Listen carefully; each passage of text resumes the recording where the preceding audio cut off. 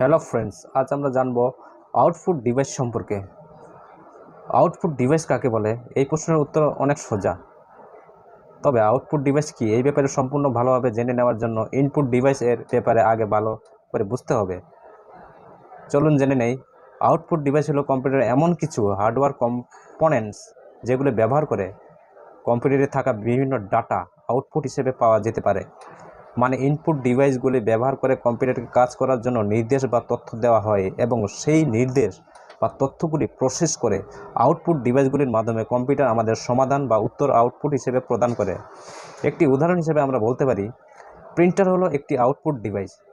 যখন আমরা কম্পিউটারকে যে কোনো ডাটা ফাইল বা ছবি প্রিন্ট করার জন্য নির্দেশ দিই, তখন সমাধান হিসেবে কম্পিউটার সেই প্রিন্টার এর মাধ্যমে তার মধ্যে থাকা সেই ডাটা ছবি বা ফাইল আউটপুট হিসেবে আমাদের প্রিন্ট আউট করে বের করে দেয়। তাই